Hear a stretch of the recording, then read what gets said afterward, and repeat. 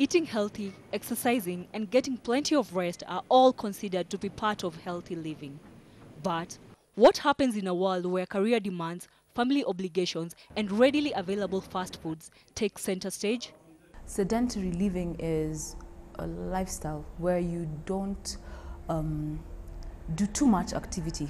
I'll give you an example with many typical people who have jobs behind a desk. They'll go to the office, they probably drove, or they sit behind the desk. When they finish, they just go back home. So that lack of activity is actually exposing you to risks of chronic diseases. We call them lifestyle diseases, and they include diabetes, hypertension, cancer, because lack of activity to your body makes your body not work as it should. The increase of lifestyle diseases and a population that is keen on sampling fresh ideas has seen a boom in the health and wellness industry. And inhale last time on your own. A sector that has experienced steady growth over the last 5 years. Karim Nathu, a business analyst turned yoga entrepreneur, explains.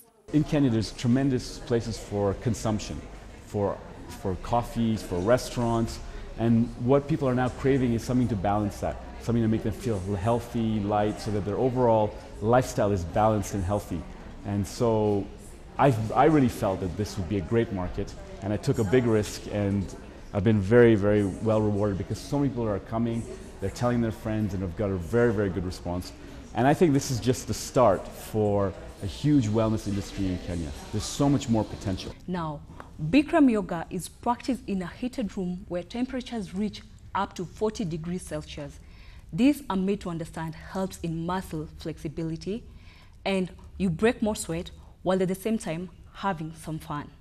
At some point in my life I got sick. I got hepatitis A, and I had some liver conditions. And I found Bikram yoga.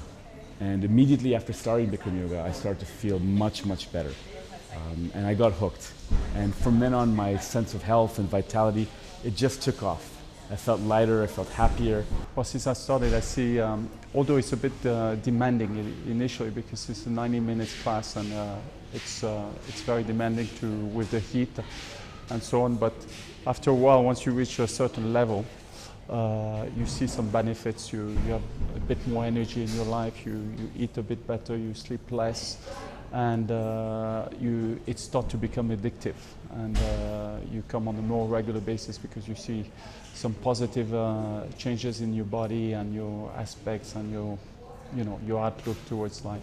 But in a country where nearly half of the population lives on less than $1 a day, what are the options available to low-income earners? Funny enough, the people we are talking about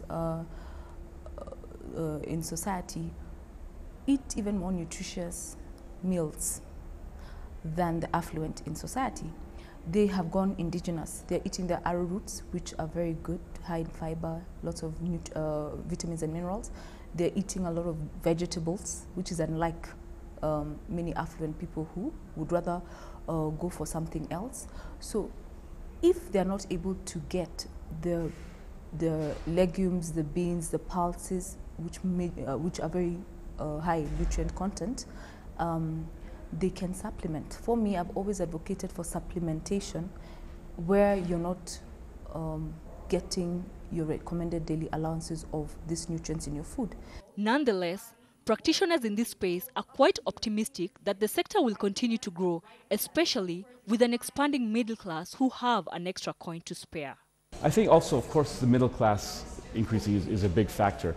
But I think people are discovering that unless they have balance in their life, they have unhappiness, they have health problems. And as soon as they get a taste of what it is to be vital and alive, they get hooked. And I think people are starting to get that taste. There's a running culture here.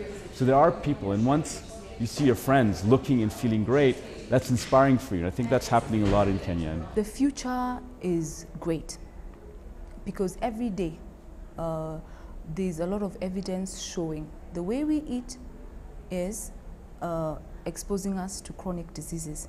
So many people have become cautious and are even looking for that information. What can I do to get better? Healthy living is not a one-off activity.